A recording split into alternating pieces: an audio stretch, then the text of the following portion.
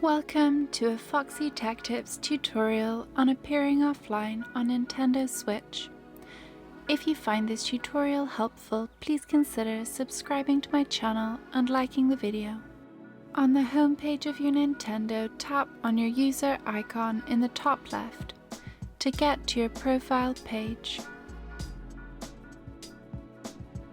On your profile page, you want to select User Settings from the left sidebar menu. Scroll down the right sidebar menu and tap on Friend Settings.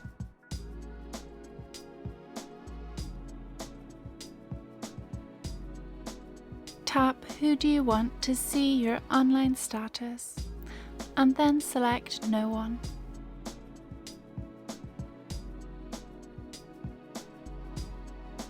You will now appear as being offline on Nintendo Switch.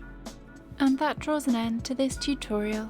Please like the video if you found it helpful, and subscribe to Foxy Tech Tips for more Nintendo Switch tips and tricks.